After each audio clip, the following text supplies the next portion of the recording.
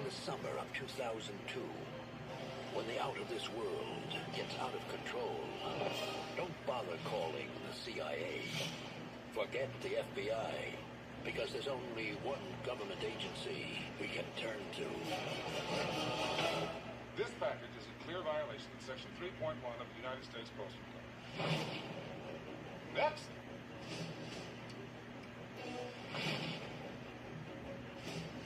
Kevin. Wow. Kevin, that's funny.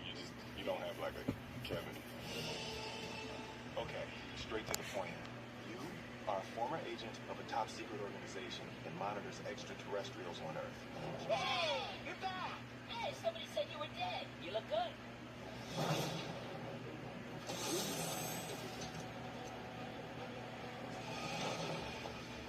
The deneuralizer.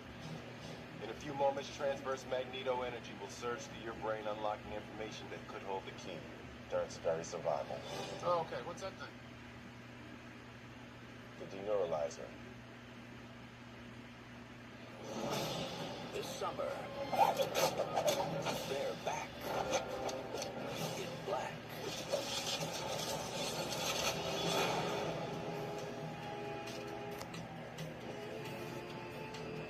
Men in black, too. Have your attention, people. Please move to the forward car. We got a bug in the electrical system. Yo, people, we got a bug in the electrical system. Oh, now y'all running. Now y'all running. So, of course, Men in Black 2 is the sequel to the 1997 movie, which helped to launch Will Smith as the superstar that he is today. He's back as Agent J, who has to bring back Agent K, played by Tommy Lee Jones, back from retirement, when the evil Colothian Serlina, played here by Laura Flynn Boyle, comes to Earth looking for the Light of Zartha, a source of great power that will destroy the entire Earth if it doesn't leave the planet soon. And it's interesting how this and Ghostbusters kind of share the same kind of link. I mean, this is a sequel that's coming 5 years after the original film, just like how Ghostbusters had its sequel 5 years after the original film. It had a TV series in the middle of the show's run, which was seen by many as a successful show and a really good show for the time. And here's the sequel where you have a lot of the same problems that Ghostbusters 2 had, pretty much in this movie here. Just replaced the whole thing with the ghosts and all that, and except this time just replaced it with aliens. And it's pretty much the same movie. It's just the whole thing is just the first movie all over again. Like, the plot is very much the same as the first film, except a lot of the situations and setups very similar to the first movie, except it just feels like they're repeating themselves. And they also retcon a lot of stuff in this movie to bring these people back. Like, Tommy Lee Jones' wife has left him for no reason. Linda Fiorentino wanted to go back to the funeral home, to the morgue, I guess. So Jay took care of that, which kind of makes Jay look like an asshole in this, because like every time he tries to get a new partner, he always, uses the what do you call it? The memory wiper, and basically just uses it to take these partners that he's had out of commission. I mean, like, they had Patrick Warburton in the beginning of the movie, which Patrick Warburton is an amazing comedic actor, and you think there's going to be a lot of possibilities with him. He's just gone after the first 5 minutes. Just like, way to waste that actor. I mean, this is like, there are so many elements of this movie that just don't make a whole lot of sense. And basically, like I said, it retcons everything from the first movie and kind of regresses everybody down to where they kind of were in the last film, which is a problem with a lot of sequels that basically repeat themselves. They get dumber as the sequels keep going. It's just like especially in this case here, where it's just like nobody really progresses in this movie compared to the end of the last movie. I mean, the last movie ended on a good note, and like, you could have continued all those aspects that were set up in the first movie. Like, you could have brought back Linda Fiorentino. You could have had more with Patrick Warburton in there. You could have even had a good villain too, because let me tell you something. This is one of the worst and lamest villains you'll ever see. I'm sorry. Laura Flynn Boyle, like, God help her, she's a great actress and all, but she's terrible in the movie. Like, she spends most of the movie in scantily clad lingerie, to reclaim the Light of Zartha and conquer the galaxy. And you know what? It's funny, because Johnny Knoxville is a more memorable villain, and he was the sidekick.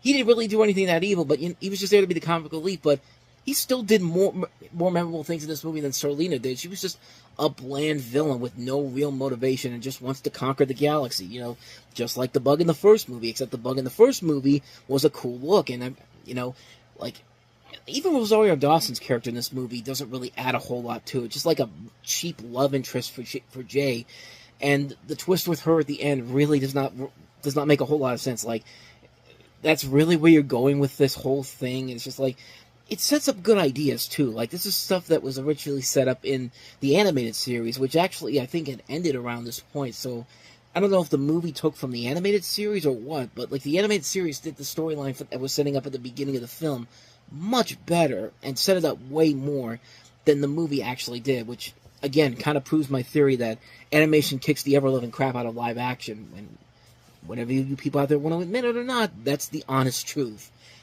With that said, there are a couple of things about Men in Black 2 that do still work. You still got the good chemistry between Tommy Lee Jones and Will Smith. That still works pretty well. There are still a lot of funny moments here and there. Some good visuals overall. I mean, the visuals still hold up nicely. But this is definitely a lackluster film compared to the first movie. If I'm comparing this to Ghostbusters 2, I think I'd rather watch Ghostbusters 2 again, because Ghostbusters 2 at least had a lot of cool things happening in there. I mean, come on. Like, the Statue of Liberty coming to life and actually being a thing that helps them save the day at the end. Like, yeah, it's basically Stay Puft from the first movie, but you know what? Ivan Reitman at least took some time and effort to actually put some more effort into that than they did with the ending of this movie here. Like, it does not feel like a movie that feels like it's on the same wavelength as the first movie, which, luckily, they did bring it around a little bit towards the end with Men in Black 3, kind of setting up the end of this nice trilogy with a much better film. Like, Men in Black 3 is by far the best of the sequels, and we're just going to pretend Men in Black International doesn't exist, because it's just pure garbage. But like I said, Men in Black 3 is the one where it really puts the series back on a better note and ends the trilogy on a better note. Men in Black 2 definitely is the weakest of the three films, but still some decent elements here and there where I can't say that it's a terrible movie. Stuff that I would say that it's just okay for what it is, but it really is a huge, major misfire compared to the first film. A lot of the same problems with Ghostbusters 2, and like I said, I'd rather watch Ghostbusters 2 again than Men in Black 2, but this, I mean, it's not the worst, but it certainly pales in comparison to the first movie easily. So yeah, take that for what you will. So with that said, let's move on to the next movie, and that is Little Bow Wow in Like Mike. Cool, my dear. Folks know you're out here? Oh, on July 3rd. Hey, Punk. There's magic in the air. And Calvin Cambridge Michael Jordan? He can't be. is going to learn how to fly. Do that! 4.5 feet tall. Yeah! I got dogs bigger than that in my house. Like Mike. That's a game. Rated PG, July 3rd. Alright, so Like Mike is kind of similar to Space Jam, except it's coming towards the tail end of Michael Jordan's career. I mean, he had retired from the Chicago Bulls only 3 years prior to this, but he actually came back to play with the Washington Wizards just the year before, and this was kind of right in the middle of that. And the story here, as you can tell, the film follows an orphan played by Lil Bow Wow who gets basketball talents after finding an old pair of old sneakers that belonged to Michael Jordan. And the title, Like Mike, is of course a reference to the Gatorade commercials from the 90s going like, if I could be like Mike, like. But I do find it funny that the NBA teams in this movie, they're all legitimate NBA teams except the Los Angeles Clippers are called the Los Angeles Knights. I don't know why every other team is the same team that you would see in real life, but the Los Angeles Clippers, they didn't want anything to do with this movie for some reason, which is reasons that are beyond me, but you would think that this is one of those movies where you would think that it's kind of a movie that's very, kind of like a similarity to something like, Thunderstruck, like that terrible Kevin Durant movie, which, I mean, that's a bad movie, but you think it's going to be something similar to this, and then you watch it and it's just kind of like, you know what? For what you had to work with, for the story you had to work with here, you actually got more out of this than I thought you would have ever done, because honestly, I remember seeing this movie as a kid, and I was just kind of like, that was kind of fun, but as a grown-up, but watching it again recently, yeah, it definitely still kind of holds up after all these years. Like, it's a very good, fun film. Like, it's a fun concept. I mean, any kid growing up when Michael Jordan was at his peak wants to be like Michael Jordan on the basketball field. I know I wanted to do that. I mean, that's why I took the Saturday morning basketball course during elementary school, which didn't last very long. But yeah, I've always wanted to be like. I think everyone wants to be like Michael Jordan on the basketball field, and that's why I still think that he is still the greatest NBA player we ever had. Like, LeBron James is right up there, but I'm sorry, if I had to choose between those two, it's definitely Michael Jordan. And this film kind of worked for me because of that. And I do like the fact that, you know how Air talked about the whole tried to tell the story of Michael Jordan without showing Michael Jordan in there, and everyone was wondering how that was going to work. Kind of similar things here. He's not in the movie, even though the whole thing is like, you know, the whole thing is basically centering around his shoes, and like it's a decent film. Like, it's not a great film by any means necessary, but it's a film that gives you so much more than you think you're going to get to it. And the NBA players they get in here, they are actually doing a pretty good, decent acting job here. You got a really good cast, and it also includes Morris Chestnut, Stuart Little's Jonathan Lipnicki, Robert Forster, Crispin Glover, Eugene Levy. If there's any one person in the weakest part of the movie, it is kind of Crispin Glover, who kind of plays sort of the antagonist, but also, like, he's not like a straight up villain overall, but it's just kind of like he's just there for, like, he's not terrible, but he definitely feels like the weak link in this decently put together cast. The film overall is very well done. It's a movie that you really do not expect to see coming from a mile away, but for anyone that grew up loving the NBA around that time and loving Michael Jordan, this is definitely a film that fits right up their alley. And even as a kid looking back on it, it still holds up. As an adult looking back on it now, it still holds up for the most part. It's still a fun film. It's still a really enjoyable film. I do recommend checking it out. If you haven't seen it, definitely check it out. It's definitely worth it if you go into it on a good note. I also find it kind of amusing. I'm looking at the people who wrote the script for this. Guess what their first names are? Michael Elliott and Jordan Moffat. Michael Jordan. So, take that for what you will. So, that's Like Mike. Let's go ahead and move on to the last movie, and that is the Powerpuff Girls.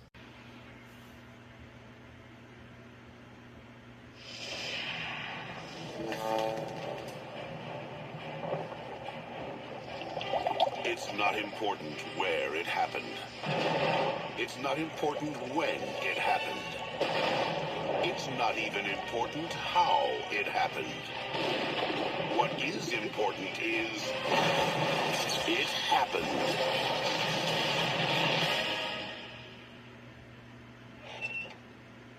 Hi, what's your name? Cartoon Network presents Blossom, Bubbles, and Buttercup in the Powerpuff Girls movie. 3 mutant superheroes saving the world before bedtime. You dare to challenge me?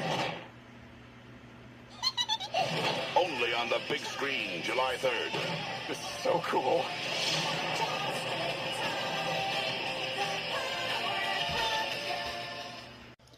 And that's why the movie didn't make any money, because you slammed it in the middle of the summer with Men in Black 2, Lilo and Stitch, Scooby-Doo, Minority Report, Stuart Little 2 was on the horizon, so, yeah.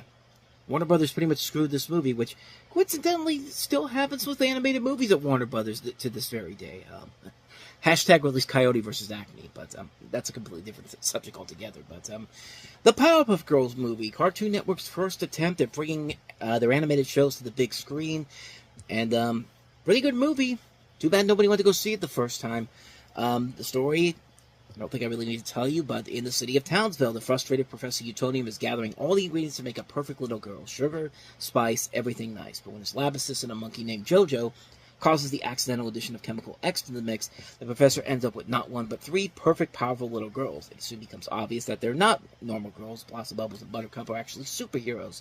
They got superpowers and have not yet learned to control them. They're treated like outcasts because they have inadvertently wrecked Townsville in a superpowered game of tag. To win the hearts of the people of Townsville, the girls are tricked into making a deal with Jojo, who plans to take over Townsville. And as the girls foil their threat and defeat an army of superpowered monkeys, they learn that with great power comes great responsibility, because Spider-Man had just come out as well. So, yeah, pretty much the story of the origin story of the Powerpuff Girls. on the big screen in a feature-length film, how they first started off as not being liked, how Mojo Jojo basically tricked them to try to turn them over to his side, and how the girls eventually became the superheroes we've come to know them for. It's a generic, basic origin story, but a good origin story, and the movie is just as enjoyable and as entertaining as the original series is. Unlike the Hey Arnold movie, this is definitely a film that for the most part is meant for a big screen release. Like, this wasn't a movie that was clearly made for television and blown up for the big screen. They do the best they can to make this a theatrical release. For the most part. The animation overall is good. It's not great. I mean, like, you know, it's on par with the TV show with a little bit of an aspect where you can tell the animation does go above the normal format of the show. But for the most part, the animation overall is slightly better than the original show is, but, I mean, unlike Hey Arnold the movie, there are so many good elements here that you do kind of just let it slide for what it was trying to accomplish, and the film does a very good job of developing the story that we've heard and seen done over and over again in a way where it fits a feature-length runtime. I mean, the characters are the same way they would eventually become on the TV show. Sometimes the animation can look really good at times, but the action overall is very good. You can tell this film deserves its PG rating because it does get pretty intense and violent at times. Like, not like super violent, but like, yeah, this is one of those examples where the MPAA probably got it right and should have rated this a PG rating.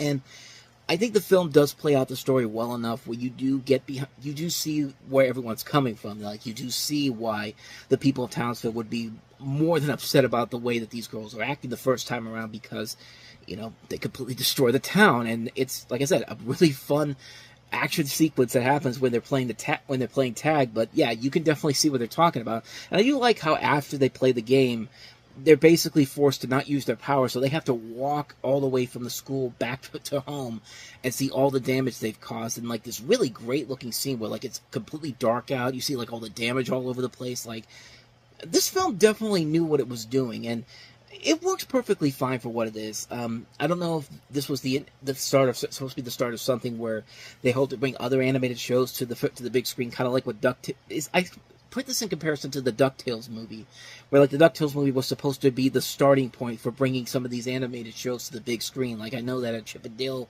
Rescue Rangers movie was in the works when DuckTales the movie came out, and they were hoping to make a success out of that. And unfortunately, the film didn't do so well, but that's still a great movie too. But we did eventually get a Chip and Dale's Rescue Rangers movie. Maybe not the one that everyone wanted, but still a really good one regardless. But I don't know if they plan on doing that with some of the shows that they had at the time. Maybe Samurai Jack, maybe Dexter's Laboratory. I don't know. Johnny Bravo, Cow and Chicken.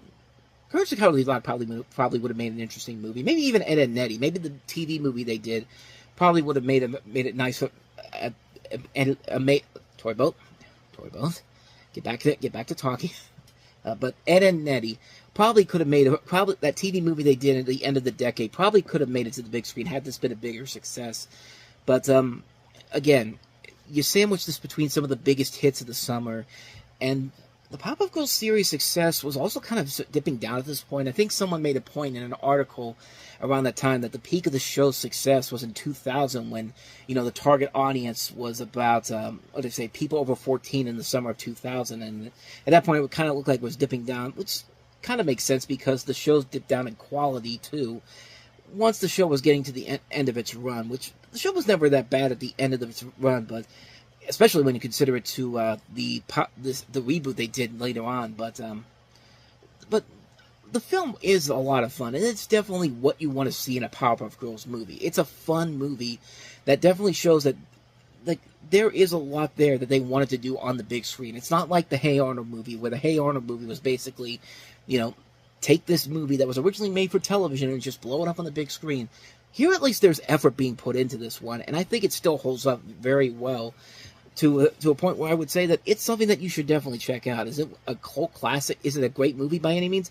No, it still has a lot of flaws to it, but as a cult film, I think it definitely deserves a following to it. I think it's a well-made film, the Powerpuff Girls movie. Definitely check it out. A blind eye to what I have to do. From the director of American Beauty. You gotta take him now. Road to Perdition is a cinematic masterpiece. This is the life we chose, the life we lead. The best crime drama since The Godfather. Get out! An unforgettable, emotional journey. I have to protect you now. The year's best movie. Tom Hanks, Paul Newman, Jude Law. Road to Perdition, rated R, starts Friday, July 12th. So how many of you out there actually knew that this was based off of a DC graphic novel? Because I known about this movie for the longest time. I saw this movie a long time ago. I never put it together that this was based off of a DC graphic novel. But no, it actually came out in 1998 as a graphic novel by Max Allan Collins. And I actually included in my earliest DC Ember reviews on the website. But I thought that was very interesting. I never would have put Road to Perdition and DC in the same category before. But lo and behold, that's what we got here. So the story of Road to Perdition, you have Mike Sullivan, played by Tom Hanks, who works as a hitman for a crime boss, John Rooney, played by Paul Newman. Sullivan views Rooney as a father figure. However, after his son is witness to a killing he has done, Mike finds himself on the run, trying to save the life of his son, at the same time looking for revenge on those who wronged him. You also have Jude Law as a hitman who's also trying to kill Sullivan as well. It's a good movie. I would say that because, one, you got Sam Mendes. He was just coming off of American Beauty. You've got the screenwriter of this is the writer who also wrote The Bourne Identity, produced by the Zanuck brothers, who produced the Best Picture winners of Amadeus and Driving Miss Daisy. Tom Hanks, Paul Newman. Chances are it's going to be a great movie. And one of the most notable things you'll take right away from the movie is how gorgeous it looks. This is done by Conrad Hall, the late great Conrad Hall, who did the cinematography for American Beauty, which American Beauty is one of my favorite movies of all time. It's just beautiful to look at, capturing that gritty 30s style the movie should be aiming towards. In fact, Hall and Mendes actually took a lot of inspiration from the paintings of Edward Hopper and sought to convey similar atmospheric lighting for those scenes, applying the less is more mantra.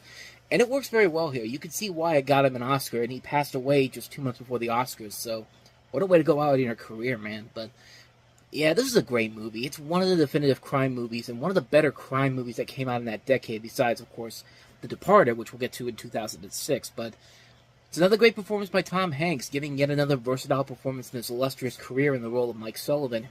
Maybe it's not up there with some of his greatest performances overall, but it definitely shows he's got what Hanks is good at. I mean, he can play all these different roles, usually doing a great job at it. The rest of the cast is great. Paul Newman, fantastic. Tyler Hoechlin, who plays Mike's son, is very good. In fact, the only performance that I feel is kind of a little bit over the top is surprisingly Jude Law. I mean, Law's been well known as a great actor in his career, but this is the one I felt like he kind of was a little bit too cartoonish for his own good. And it kind of stumbles here a little bit with his performance. It's not a bad performance, but it's definitely the weak link in a cast that includes such acting legends in it. I mean, the music overall is well done. Once again, another Mendes, reliable Thomas Newman doing the score. Very well handled, very good. Doesn't feel over the top or poorly produced. It feels legitimately done.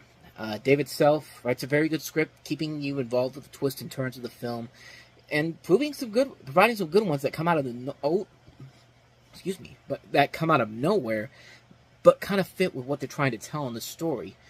It's a very slick, stylish, over-enjoyable crime film. Great performances, beautiful cinematography, great music, a good script, fantastic direction. Just, it leads to probably one of the greatest crime movies of recent memory.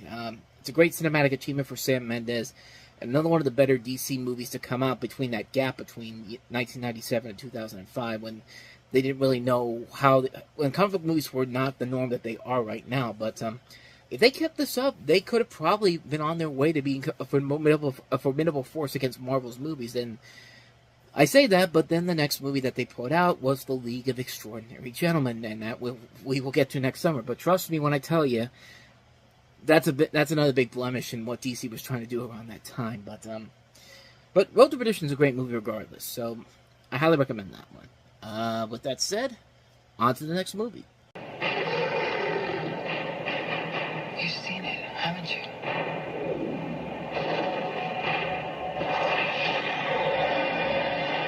Good luck.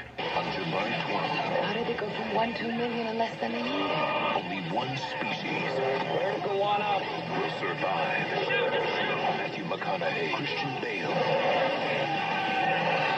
Reign of Fire. Rated PG-13. Starts July 12th. A movie with so much going on in it, Reign of Fire, with Matthew McConaughey and Christian Bale, directed by Rob Bowman, who directed the X-Files movie, and would follow this up with the infamous Elektra. So, 1 out of 3, I guess, isn't bad, I guess. But the plot of this movie is that it takes place in England in the year 2020, 20 years after a London underground tunneling project inadvertently awakened dragons from centuries of slumber, and the creatures have subsequently replaced humans as the dominant species on Earth. While the fate of mankind is at stake, 2 surviving parties led by Christian Bale and Matthew McConaughey find that they must work together to hunt down and destroy the beast in a desperate attempt to take back the world. Yeah, remember when those dragons were found in England 4 years ago? I mean, it was all over the news. I mean, screw COVID. That was the big story of 2020. And, yeah, that, of course, that didn't happen. But, this movie's pretty stupid. I mean, this is a movie that might have some good ideas to it.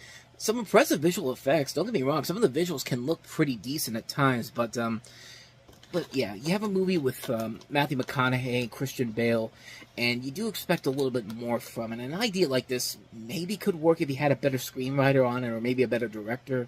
But yeah, it's another one of those dragon movies that was just coming out around that time that just couldn't muster a great film in the process. I mean, they can't all be Dragonheart. They can't all be the recent Dungeons and Dragons movie, Honor Amongst Thieves, the one that just came out recently, not the abomination that was the 2000s one. But yeah, we can't all be Lord of the Rings either. Like, I think this was Disney's attempt to try to create a Lord of the Rings franchise, and it just didn't work out. And it also produced by the Zanuck brothers, Zanuck filmmakers, Richard D. Zanuck and Lily Finney Zanuck. So, even though they make great movies like Road to Perdition and Amadeus, they can also make movies like this. And yeah, not much more to say about this one. A pretty bland movie.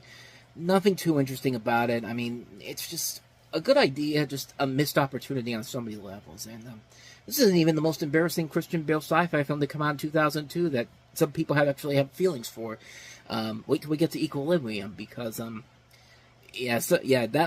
one is seen as a cult classic. But let's just say that I'm one of those people that's you're probably not going to be too happy with what I have to say about that one. But that's Reign of Fire. So let's go ahead and move on to our next movie, which is, speaking of disappointments, Halloween Resurrection. We've chosen to stay the night.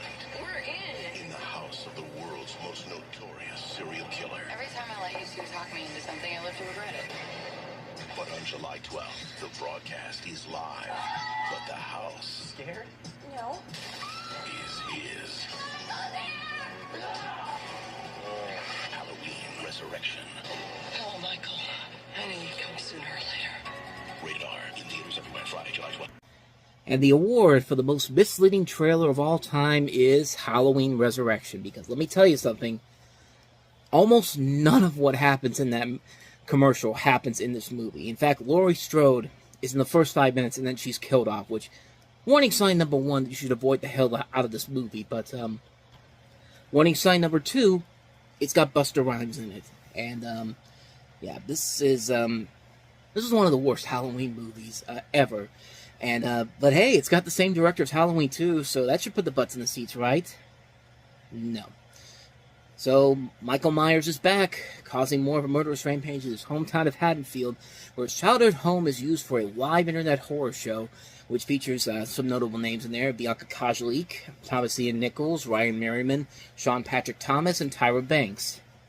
And I mean, it's just a slasher film, and not a good slasher film. Like, you want all these people to die, not because you don't like them or you want them to, because you have no sympathy towards them.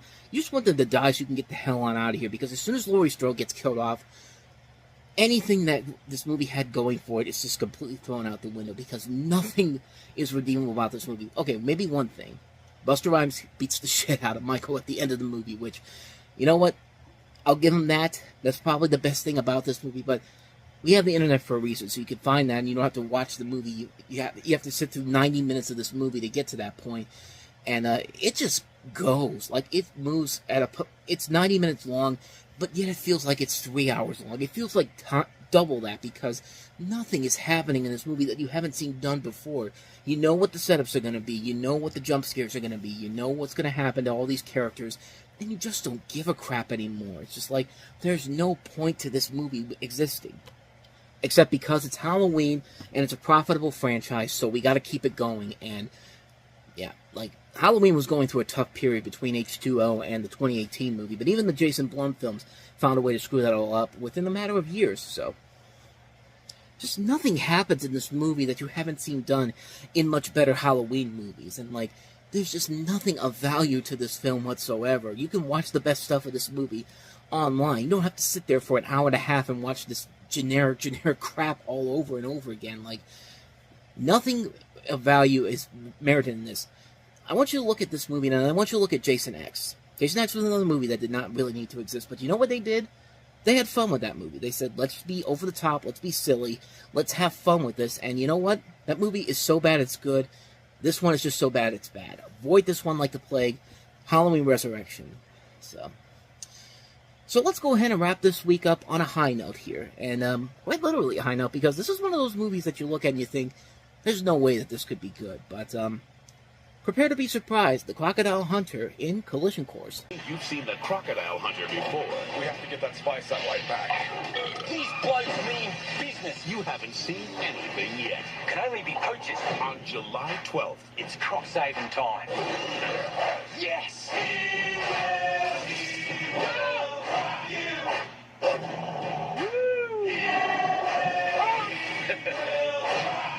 The Crocodile Hunter Collision Course, rated PG, opens everywhere July 12th. Hear me out. I know that trailer was terrible, but I can't show you the real trailer because, you know, MGM's just one of those companies like Universal, and now it's apparently Sony and Warner Brothers, who we're getting to that point where I can hardly use trailers in these without getting copyright claims, so that's what I had to use for that one. But the Crocodile Hunter Collision Course, in probably one of the weirdest decisions to go to the big screen, we have this movie, and yet, it surprisingly is very, very fun. This is based off, of course, of the Discovery Channel series, The Crocodile Hunter, and you have Steve Irwin and his wife Terry, who attempt to save a crocodile from poachers, in quotation marks, because they're actually two men from the American CIA, who are agents who are after them because the crocodile in the Irwin's possession has accidentally swallowed an important satellite tracking beacon from space. And, yeah, like, I remember when this movie coming out, and I really could not understand the appeal of making a movie based off the Crocodile Hunter that wasn't a documentary. It just seemed kind of odd to make a scripted movie out of the Crocodile Hunter, but the craziest thing, like I said, is that it's a movie that actually kind of works. Like, I just watched this again not too long ago, and I thought this was going to be pretty bad, and yet it surprisingly does work well. I mean, what makes it kind of work is that it's surprisingly investing and engaging, and that they still want to capture the spirit and the feel of an episode of the Crocodile Hunter, still keeping kind of the educational aspect of the show into it, while also integrating a script that doesn't feel forced or trying to get more out of they can get from what they has already sold. Like, Steve and Terry Irwin are acting in this, but they're not being asked to do something outside of their norm. They're just doing enough and they managed to make it work, not stepping out of what they're usually doing on the show, The Crocodile Hunter. But when the plot rolls in, it's kind of like watching Michael Jordan in Space Jam. He's asked not to do too much, but does just enough to work with the material given to him. And you've got a pretty good cast. I even like how they managed to bring back Timothy Bottoms, who I think is probably one of the best George Bush impersonators we have out there, who had just played him in That's My Bush the year before, and then he played him several more times, including in a serialized version of DC 9/11 Time of Crisis, which was like a Showtime made-for-TV movie. But the jokes are surprisingly good, too. Like, there's some kids' movie gross-out humor in this, and it's kind of funny at times, but you do get a decent chuckle here and there. And the gross-out jokes are kind of okay for the most part. I mean, this is a movie that takes a concept that could have been dead on arrival, tries to make a feature film out of it, and surprisingly makes it work. Steve and Terry Irwin do keep that charm and magnetism they have. The script keeps the show and the spirit of the series intact while also injecting a new story to work with. The jokes, for the most part, work. It's a fun movie, and not one that's going to warrant a ton of rewatchability overall, but it's definitely a lot better than I think a lot of people give it credit for. For a one-time watch, I'd say definitely check it out. You might actually be pleasantly surprised on how good it actually is. Like, it's a fun movie. It's a fun movie that takes a concept that probably should not work on the big screen and somehow manages to get a lot more out of it than I would have ever guessed from it. I recommend it. Crocodile Hunter Collision Course. This summer, who's the biggest name in action? I got it! Is that a trick question? When the stakes are this big, I have to help her. the hero has got to be. He's over. Scarface. This little. enough adventure for one day? Stuart Little 2. This is now officially a litter box. Rated PG. In theaters July 19th. Comparing this to the first movie, this is actually more in line with the original novels by E.B. White. On this one, you have Stuart basically essentially going to school. He's actually driving his little car for the first movie around. Like, he's doing more things on his own, and he meets this canary named Margalo, voiced by Melanie Griffith. And, you know, he finds out that she's involved with this Falcon, voiced by James Woods, who plays the villain in this. And chaos and hilarity ensues, I guess. And it's interesting that this is a very interesting film, to say the least, because it's very, very short. I mean, it's barely an hour long. I think it's at 76 minutes the last time I saw it. But, yeah, it's a very, very short movie. But, I don't know. I thought it was pretty good. I thought it was on the same pace as the first movie. I will say, though, the budget for this particular film was $120 million.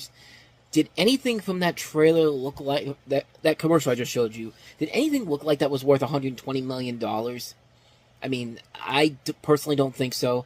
In fact, the first movie, okay, I take that back. The first movie was around that same level. Like, how do you spend $133 million on Stuart Little of all things? Because that's how much the first movie, the budget was for that. But still, how do you spend that much money on a movie like this? Where does that money go? Like, I mean, if there was more effort being put into the special effects, maybe. I mean, maybe that's what it is, because it's a mix of CG and also puppeteer work as well, so I don't know. But still, $120 million, man, just like, that still baffles me. But like I said before, this is still a really good movie. I like the first Stuart Little movie a lot. I do like this one enough as a good, fun little adventure film. I mean, it's kind of similar to Bay Pig in the City, which the big difference is I think Bay Pig in the City is actually a far superior film than the first film, even though I like the first film a lot. But Bay Pig in the City actually does more with the characters, explores more. There's more interesting storylines going on in that movie. This one, it's kind of cool to see Michael J. Fox and Melanie Griffith have chemistry together as friends. Like, they don't set Stuart and Margalo up to be like, you know, boyfriend girlfriend type of stuff. But you do get that there is a nice little friendship between the two of them. And even though she's eventually going to betray him at the end of the movie, but like I said, it's a mercifully short movie. Like I said, it's barely an hour. It's barely over an hour long. So they knew exactly when to get in, get out. Like it's like vapor. Like, you go in, you don't realize that you've only been there for an hour and a half, and it's just like, oh, that was a quick watch. And like I said, it's fine for what it is. It's nothing too spectacular, nothing too grand in any way, shape, or form, but it's a nice sequel. It's a sequel that's just as good as the original film. The very definition of a film that's just as good as the original film. I think kids really enjoy it.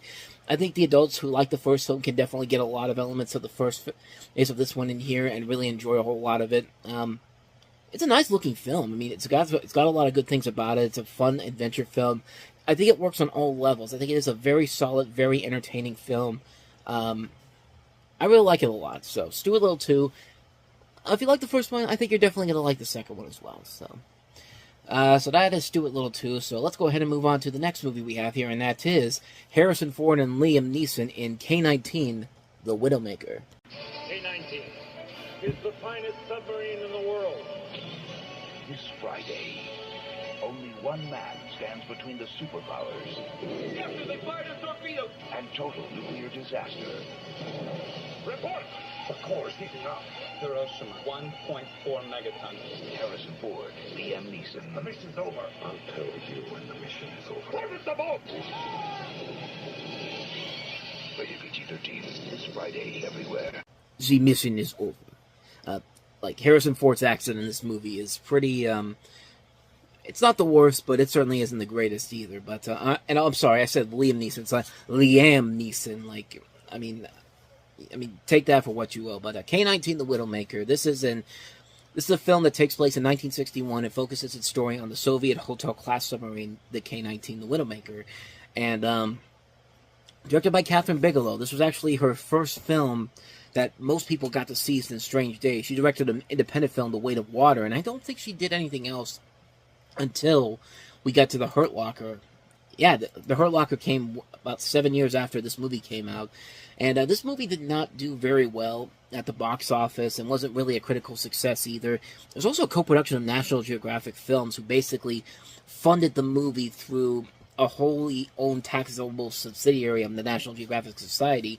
And it was essentially one of the most expensive independent films ever made, between $90 and $100 million. But, you know, you only make $65 million of that back. It's, yeah, it did not turn out as well as they probably thought it would. But you know, these submarine movies can be really, really good and very interesting. You know, some of the best ones we've had, you know, Das Boot, you know, Hunt for Red October, Crimson Tide, U-571. And there are times in here where it definitely, even something like the comedy, like Down Periscope, was really, really good. Sometimes in this movie, you get some pretty interesting scenes in here. I think the performances overall are pretty good, and some of the atmosphere under the submarine, I think, is very well done. But the screenwriting in particular, it's kind of where the film starts to take a tumble, and the action sequences get a little too cartoonish at times. I mean, you have a movie that costs $90 to $100 million, when Stuart Little 2 is looking much better than a movie like this in K-19 The Widowmaker. There's a clear problem here. Like, where's that money going to? I mean, at least with Stuart Little 2, I could see kind of where the money was going to, sort of, but in this, it's almost $100 million. Where's that money going to? But like I said, I think the performances do stick out the most. I think they are the strongest elements of the movie, but other than that, though, there really isn't a whole lot here compared to some of the other great submarine films we've had. I mean, there's times when there could be cool aspects to it, but we need a good story to really get invested in this. And there's the potential, there's somewhere possibly a good story regarding this submarine and the people involved in it, but unfortunately, the film overall doesn't really leave you with anything when you get out of it. It's just like, it's okay, I guess, but I feel like there could have been so much more to it. I think there was more to it going into the concept and the idea, but I don't think they had the right screenwriter to actually put this together and make a really good, legitimate submarine movie. Like I said, if you want to see some good ones, Das Boot, Crimson Tide, Hunt for Red October, U-571, Down Periscope, like, watch those first, then watch K-19 The Widowmaker and realize that out of all those ones I just mentioned, this will probably be the weakest one of the bunch, so. K-19 The Widowmaker. So let's go ahead and wrap this week's up with Toy Boat. Let's go ahead and wrap this week's movies up with our last film, Eight-Legged Freaks, and see if you could figure out what they're parroting here in this commercial. If it swings like a spider, if it spins like a spider, if it strikes like a spider, it can only be one thing. What exactly is that? Spider-Man, from the makers of Independence Day and Godzilla. Eight-Legged Freaks, rated PG-13. Starts Wednesday, July 17th. Clearly a parody of Hey Arnold the movie. I mean, come on, there was no other big summer movie that involves spiders than that movie. Of course, I'm obviously kidding. You obviously know what it is, but Eight-Legged Freaks, the movie that was trying to bring the 50s pulp cult sci-fi film genre back into the early 2000s, and the results were maybe not what they expected to. I mean, looking back at some of the movies that Warner Brothers put out in 2002 was not a good year for them. I mean, we've talked about some of their movies, and I'm noticing that a lot of their movies were not great films. I've barely seen one notable movie from the list that I've talked about so far that they've done that as actually good. Let me double check on that. Yeah, I'm looking at the list here, and not the best slate they have here. Walk to Remember, Collateral Damage, Queen of the Damned, The Time Machine, Showtime, Death to Smoochie, Murder by Numbers. Insomnia was probably their best overall film. And Divine Secrets of the Alias Sisterhood, okay. Scooby-Doo, Juana Man, no. Powerpuff Girls movie.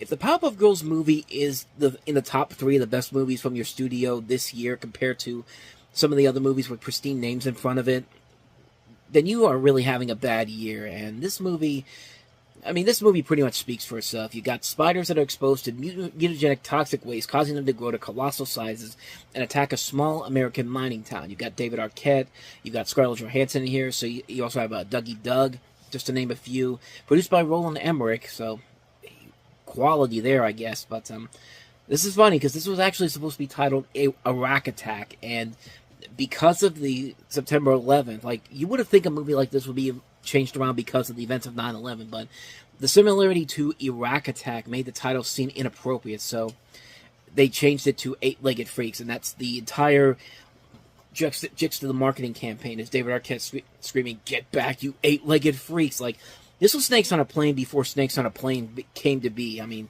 this was a movie that I think they were trying their hardest to try to create a memeable film, even though memes kind of not existed at this point, or obviously they didn't exist at this point because it was still very much the internet was still very much off to what it is now, but you could tell that this movie was trying to get on the viral marketing campaign early on, and didn't do that so well. I mean, compared to Snakes on a Plane, it's probably the better of the two movies. I mean, there are promising aspects to it early on, but it's one of those movies that kind of dips down in quality pretty quickly. Like, it kind of reminds me of, it's trying to be more like Tremors, which I think Tremors perfected this very well, bringing the 50s style B movie back which came out in 1990, and then in 96 you had Mars Attacks, which I feel like this is close to that, because it starts off promising with Mars Attacks, and then as the movie goes on, it just dips down in quality. This film kind of feels just like that. It's a film that feels like there's a lot of good ideas there. There's some really good moments in particular that could be very funny and very interesting, but the CG spiders get old pretty quickly, and the movie kind of overstays its welcome too much. I mean, it's almost 2 hours long, and for me, that's a movie like this does not really need to be that long. If anything, you need it to be kind of on the same. It needs to be something like on the same runtime level as Stuart Little 2. Like, if it's just under an hour, if it's just over an hour, I should say, then you probably have something there. But this, yeah, it just didn't work. I mean, there are times when it's promising. There are times when there are definitely some ideas that could be very interesting to watch, but it's just not worth it in the end.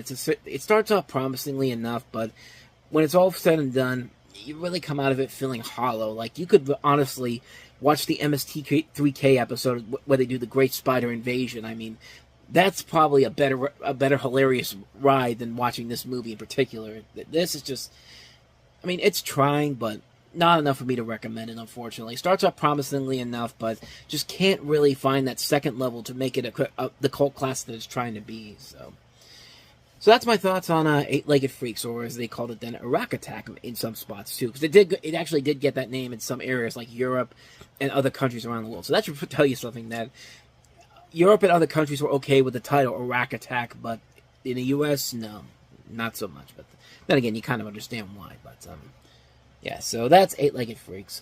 This summer, Austin Powers. I am a sexy beast. Must use an evil genius 1975. to catch an evil genius. The aptly named Goldmember. I love gold. With the help of a new lady. I'm Foxy Cleopatra, and I'm a whole lot of woman.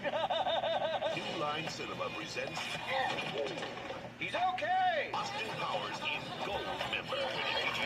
Advanced screenings this Thursday. Starts Friday everywhere. Of course, the third installment of the Austin Powers series. This time around, Austin Powers has to travel back to 1975 to defeat the aptly named villain Goldmember, played by Mike Myers. It's one of 4 roles he has in this movie. Of course, he's Dr. Evil and Fat Bastard, and he learns that his father is kidnapped. We see his father, played by Michael Caine, and he gets teamed up with a new partner, played by Beyonce Knowles, as Foxy Cleopatra. And, the second movie definitely felt like a step down compared to the first film. But of all the sequels, really, the more I look back on Austin Powers and Goldmember, the more I really do like this one better than the second movie. I think this one has some really good, fun characters in this movie that you really do get behind. Like Michael Caine as Austin's father. Like, you could definitely tell that these two are related, and it's Michael Caine giving it his all again. Like, usually in movies like this, you need him to really give it his all to really elevate this to another level. Even in a bad movie like On Deadly Ground, that Steven Seagal movie he was in, where Seagal directed it, it's just like, yeah, that's like, it's a bad movie, but Michael Caine kind of elevates it because he is giving 110% in this movie, like, probably more than he should, but he's really great in the movie. Beyonce Knowles is really good in the movie too. Like, it's, there's a reason why she's as good as she makes herself out to be. I mean, she's not only a great musician, but she's a really good actress, man. I've seen her in a lot of movies where she actually gives it her all, and like in this,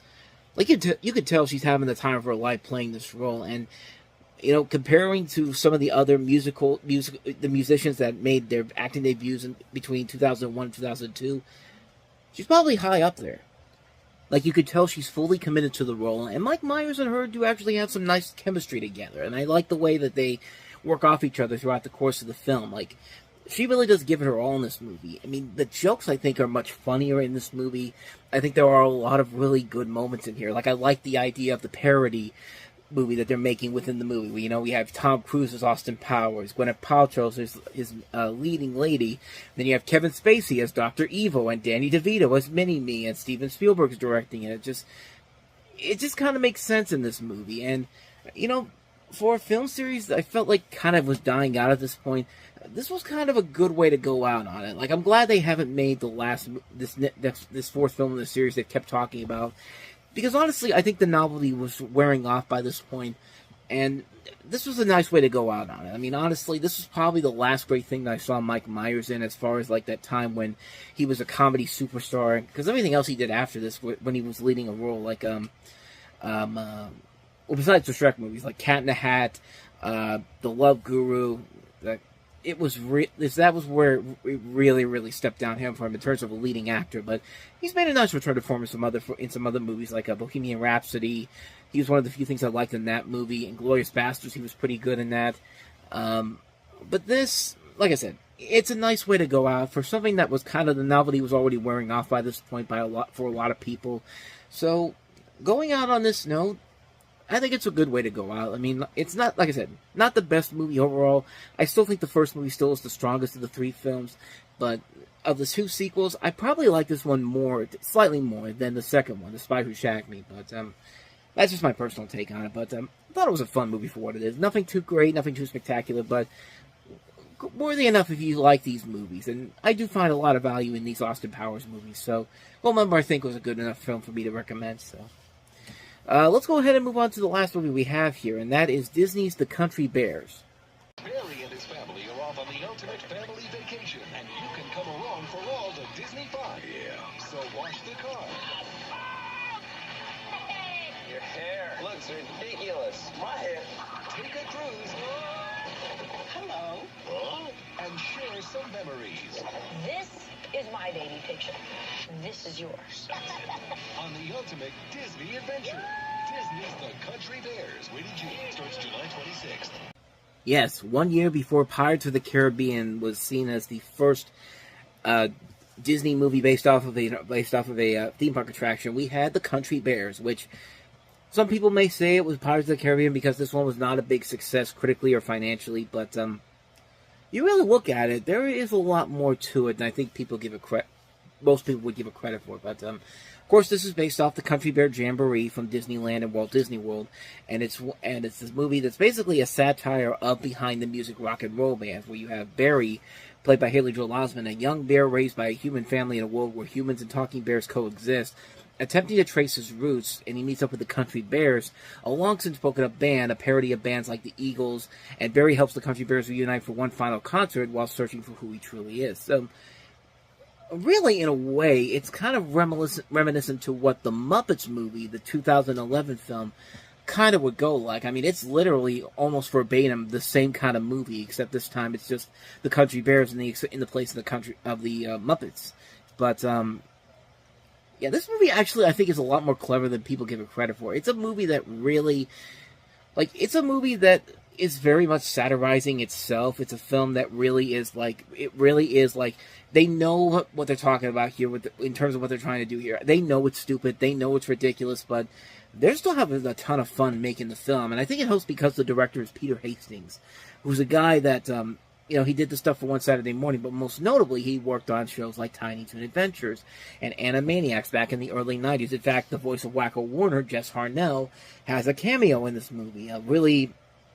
It's a one-line cameo, but man, like I said, I've said this so many times in the last couple of weeks, but, if you have, the way that you're able to say, is like, if you could say a line one way and make it funny, it works. And his one line in the movie where he's just like, all he has to do is say, "Bears rock," and he just goes like, "Woo, bears rock!" Like he's so in it. It's just like, you know, more power to more power to you, man. That's just one of those things. It's just like, that's one of those elements that really keeps this movie on a level where I could say, like, this is a lot of fun. And Christopher Walken playing the bad guy in this, I mean, talk about a pitch-perfect role. And you want to talk about over-the-top performance. He takes the cake in this movie, you know. Country Bear Hall has been crushed. Like, at the end of the movie, it's just like, this is not over. Bears! Like, again, line readings. Get a good actor to make these lines funny, and it's just, you can make the stupidest lines even funnier than they have any right to be. Story-wise, yeah, it makes no sense whatsoever. Like, the whole movie completely knows that none of this makes real sense, honestly. It's just like, we're here to just have a good time. And you know what? It's a good time. It is a really good, fun time. Like, this is what I think of a movie like... There was a movie back in the 90s called Bingo, which I think was trying to be kind of similar to this, except a little bit more adult. I feel like it's this concept done the right way. I mean, it's that done the right way, while also kind of building what would eventually become of the Muppets, which, like I said, these two movies are very, very similar in terms of their plot, but it's still a fun movie, man. Like, I really enjoyed this one more than I think anybody would have ever thought it was. We're getting a lot of these movies this year where you think it's going to be really, really terrible, but if you go into it with the right mindset, you could actually have a really, really good time with it. I mean, Crocodile Hunter Collision Course is another example of that, what we just talked about a couple weeks ago, where it's a movie that seems like it's dead on arrival, and yet it creates something that's really, really enjoyable. I'm not going to say it's a classic by any means necessary, but it is still a fun movie, and this is a very fun, over-the-top, cheesy movie. Like, I think the people who made the film knew exactly what they were doing. They probably knew that it was probably going to not work the way they wanted it to, but at the same time, it ended up paying off in the long run. I think they did a pretty good job of handling this. And like I said, if you go into it with the right note, knowing it's a corny, cheesy, over-the-top movie, I think you could have a great time with this film. I think it's a really fun movie. Definitely kind of an underrated gem of a film. I highly recommend it. The Country Bears. Definitely give it a chance. I think you might be pleasantly surprised by it.